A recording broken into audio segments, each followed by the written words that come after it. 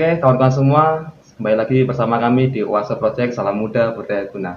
Kita akan lanjutkan perbincangan menarik sore hari ini masih bersama dengan Mas Hendy Pratama. Oke Mas Hendy, tadi kan kita udah sampai mengulas cukup panjang di masa-masa usia SMP gitu ya. Dan saya kira saya teringat satu buah lagu dari Chrisye juga tentang kisah-kisah atau kisah sedih di sekolah juga gitu ya. Kisah kasih ya. Nah, kisah kasih di sekolah. Sebagai seorang penggemar sastra, tentu berdampak pada bagaimana dia akan mengucapkan kata-kata terhadap orang yang diajak bicara. Dan kemudian yang saya tahu di sekolah negeri itu tidak hanya laki-laki, ada juga perempuan. Semuanya negeri ya? Negeri. Bukan STM ya? Bukan. Kalau STM kan laki-laki kebanyakan. Laki-laki. Kalau SMA ada perempuannya.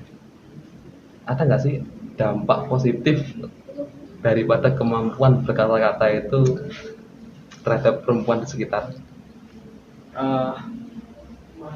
Ucapan atau kata-kata sebetulnya cukup berpengaruh terhadap perempuan, karena perempuan itu lemahnya di telinga. Di telinga. Kalau laki-laki lemahnya di mata. Artinya pandangan. Contoh yang sederhana kayak misalnya sesuatu yang mengagetkan misalnya, atau balon meletus, perempuan sing berteriak paling keras diri dan paling awal. Langsung responsif gitu. Langsung responsif. Itu ada di psikologi. Ada juga. Ada. Dan di waktu itu sudah ada berapa itu yang terkesima dengan kata-kata dari seorang Hendy Pratama ini? Memang sejak SMA kayak aku juga nulis di Facebook ya, karena dulu media sosial yang paling populer Facebook. Iya betul, waktu itu Facebook masih Facebook, dan Facebook kenal juga. Dia menawarkan fitur tulis di status sing nggak terbatas, beda dengan Twitter. Nah, Twitter kan dibatasi, nih Facebook nggak. Ya aku nulis kayak gitu. Tapi untuk ke perempuan aku nggak ke situ lagi, bukan ke perempuan. Karena kadang-kadang kan laki-laki kan memang ada yang ya sambil menyelam minum air lah gitu. Karena tapi tetap ada sosok wanita yang diidam-idamkan. Soalnya referensi yang cukup luar biasa juga perempuan teman. Iya, misalnya di wilayah puisi kan memang lahir dari puji-pujian. Sebetulnya. Ya beda ya masalah historisitasnya gitu ya. Cuma memang dia akan terpatik ketika zaman misalkan di Yunani ya, memuji dewa melalui kata-kata, ya kan, pengandian, metafor, simile dan lain-lain itu kan cukup berpengaruh terhadap persoalan memuji. Ya, baik yang memuji dewa atau memuji yang lain, dia akan terpantik bagaimana memuji supaya aku bisa menciptakan kata-kata puitik gitu-gitu. Yang itu terpantik. Mewakili perasaan. Gitu. Tapi untuk persoalan perempuan, aku kan dulu pemalu orangnya. Di usia SMA. SMA aku pemalu, dan aku disuruh ke depan kelas itu aku memang benar-benar pemalu gitu. Malu terhadap laki-laki atau perempuan? Malu terhadap diri aku sendiri. Aku kurang pede dulu. Oh, di usia SMA merasa ada kekurangan di masalah kepercayaan diri. Aku kurang pede, dan tapi juga sempat deketin perempuan. Aku dulu sempat ditolak juga sama perempuan dulu, kayak gitu-gitu. Meskipun sudah pakai kata-kata sastra. Ya nggak pakai kata-kata sudah ditolak. Atau perempuannya melihat simbol-simbol tertentu gitu ya? Nggak tahu ya, aku itu ditolak, ditolak sama perempuan. Nggak pacaran aku SMA, coy. Tapi nggak ada traumatik ya? Nggak ada ya. Ada fans juga kan? Nggak ada. Atau fans yang tersembunyi, pengagum rahasia? Nggak tahu kalau masalah itu. Aku nggak pengen mengulik soal itu. Tapi kalau ada tidak masalah ya? Nggak masalah sih. Oke.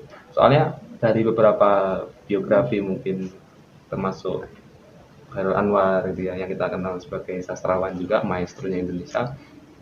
Dunia sastra ataupun seniman dalam karya sastra tidak luput dari yang namanya wanita. Cuman ada yang dia sesuai menempatkan wanita, ada yang kemudian dia menempatkan wanita pada posisi yang lain kan gitu.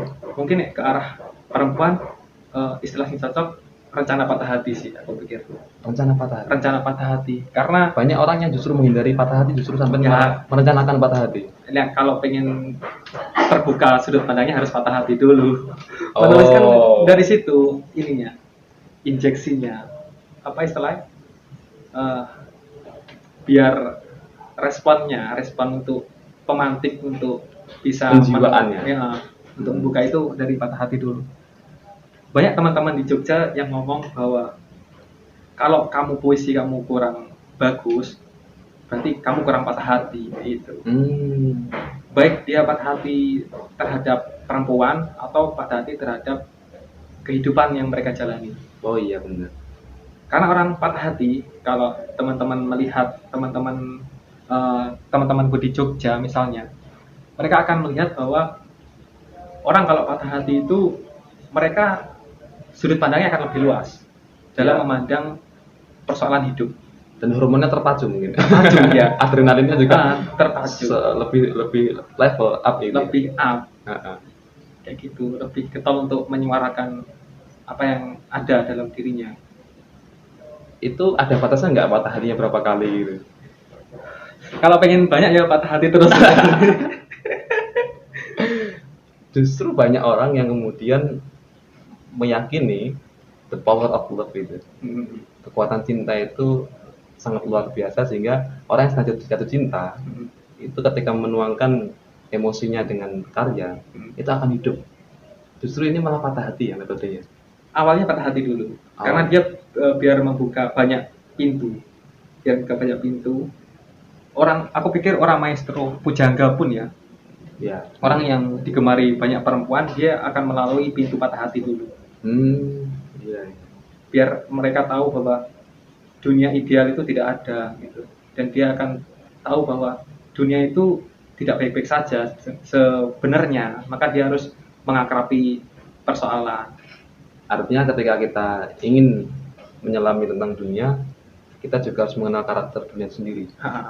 Bahwasanya tidak semua apa yang kita inginkan itu bisa diamini oleh keadaan. Betul sekali. Termasuk masalah wanita. Jadi dulu aku juga sempat ngobrol-ngobrol gitu ya dengan teman-teman. Terus ada yang teman itu cerita tentang kisah sedih dia dengan si pacar gitu ya. Terus karena aku juga pernah baca buku tentang ya buku-buku ringan lah ya. Mungkin Khalil Gibran, ketika engkau memiliki seorang yang engkau cinta, maka biarkanlah dia pergi. Jika dia kembali maka dia akan jadi milikmu selamanya. Maka dalam dunia sastra juga aku juga baca, kalau kamu tidak ingin menemukan kecewaan, maka menulislah puisi. Kalau kita nembak pacar kan probabilitas ya, ada kemungkinan terima, ada kemungkinan ditolak. Kalau ceweknya itu lebih daripada kita, mungkin potensi ditolaknya lebih banyak daripada potensi diterimanya. Tapi kalau dalam dunia sastra atau puisi ya, kita bebas dong. Bebas. Tidak ada penolakan gitu. Tidak ada penolakan. Karena kata-katanya berhenti di maknanya itu ya. Karena karya sastra itu bebas sebetulnya, terlepas dari media atau individu sendiri. Maksudku terlepas dari aku menulis untuk media atau aku menulis untuk diriku sendiri. Oh iya. Kalau untuk media? Kalau untuk media ada kaidahnya. Artinya ketika kita pengen memanggungkan karya sastra, ya bagaimana supaya karya sastra itu bisa dinikmati masyarakat tanpa ada sensitivitas ABC dan lain-lain gitu. Artinya dia bisa diterima dengan feel di masyarakat. Bisa diterima di masyarakat. Termasuk kelas bahasanya, kelas katanya gitu. Kalau kelas katanya terlalu berat juga, masyarakat juga bingung ya mau mengambil makna pelajarannya apa gitu pesan-pesannya. Iya boleh juga itu. Dan ini Mas Andi, tadi usia SMA ya mungkin bisa kita bilang terkait dengan wanita, jadi ya biasa gitu ya. Iya ditolak satu kali. Dan mencobanya berapa kali lagi? Banyak mencoba tapi selalu gagal. Dan aku menikmati kegagalan itu. Dan membentukkan dengan sebuah karya. Nanti akan dinikmati oleh orang-orang yang patah hati. Jangan sampai patah hati, tapi menulis puisi. Jangan sampai patah hati, malah justru bunuh diri kan. Kalau kegagalan masalah itu kan sebetulnya ketika kamu merasa gagal masalah cinta dengan A, B, C, pada dasarnya kamu kan setiap kegagalan itu artinya kamu menemukan dirimu. Semakin kamu menemukan dirimu, Semakin dalam, semakin dalam. semakin kamu terbuka matamu, semakin terbuka. Jadi kegagalan itu sebetulnya cermin untuk melihat diri sendiri. Jadi semakin banyak gagal, semakin kamu mulai menemukan dirimu. Artinya misalkan begini, aku memiliki satu rancangan ataupun perencanaan. Misalkan aku pengen tahun depan aku punya studio podcast lebih bagus daripada ini misalkan ya. Terus kemudian setelah pada waktunya tiba, ternyata itu nggak sesuai dengan apa yang kita rencanakan. Itu menjadi media kita untuk bagaimana dalam pengenalan diri Itu kita? untuk membuka pandangan lebih luas, Mencari sisi positifnya. mencari apa sih yang membuat ini gagal, kemudian Ya, apa yang ya. bisa aku ambil dari kegagalan. Oke. Oh ternyata ini belum waktunya karena misalkan masih pandemi. Oh, Oh ini untuk proses mengumpulkan banyak uang untuk peralatan ini biar lebih ini. Jadi ada momen terselubung sebetulnya untuk setiap kegagalan. Tinggal bagaimana seseorang itu menemukan apa yang tersirat di situ. oh, berarti dia lebih menggali lagi, menghubungkan antara dirinya dengan objek yang direncanakan, Iya. sehingga muncul pelajaran-pelajaran ataupun makna-makna lain gitu ya. Biasanya lebih baik biasanya. Oh, Sekarang lebih kegagalan baik. kalau orang itu sadar. Oke. Oke, setelah kemudian masa SMA gitu ya, kemudian masuk ke perguruan tinggi. Masuk ke perguruan tinggi. Dari Madiun kok justru milih ke Ponorogo? Nah, itu. Kenapa nggak milih ke, kan di Indonesia juga ada ISI, ada kampus-kampus lain yang kemudian bisa menjadi tempat untuk mengembangkan potensi gitu. Gak tau ya, mungkin aku menemukan sinar di selatan ya. Kekaryaanku menuntut aku untuk ke selatan. Ya. Tapi sebelum ke pembahasan masalah perkuliahan Mas ya, seorang orang tua ataupun seorang ibu dan seorang ayah biasanya kan memberikan arahan. Nak, kuliah di sini, nanti kamu biar jadi ini. Lah, ada nggak itu rekomendasi dari orang tua itu? Orang tua aku nggak memberi rekomendasi apapun. Mereka membebaskan aku untuk kamu mau ngapain setelah tamat SLTA. Karena aku orangnya malas kerja pada masa itu, akhirnya aku milih cari aman ya, milih kuliah ya. Dan aku sama sekali buta referensi kuliah di mana, di kampus-kampus aku sama sekali buta. Nggak tahu kenapa tiba-tiba pengen yang Ponorogo. Lebih menuruti kata hati mungkin ya. Iya mungkin. Dan wajar ya di usia-usia baru lulus SMA, mungkin karena saking banyaknya referensi atau seperti apa, akhirnya kita ada kebingungan juga. Dan orang tua sempat tahu juga potensi ataupun hal yang ditekuni dalam dunia sastra itu. Tahu ibuku ya, tahu aku di kamar nulis kayak ini, baca itu tahu emang ya. Beliau membiarkan aja nek wis aku wis menulis, beliau gak ngongkon A B C wis dijarkan. Artinya tidak mau mengganggu. Gak mau mengganggu. Itu alhamdulillah menurutku ya, karena ada dukungan itu. Orang tua juga punya basic di dunia sastra atau seni mungkin. Orang tua aku nggak ada di dunia seni, nggak ada, tapi kakekku ada. Kakekku dulu itu seorang guru. Seorang guru. Jadi aku lahir di keluarga guru sebetulnya. Karena kakekku tuh orangnya pendiam, tapi tegas, tapi galak.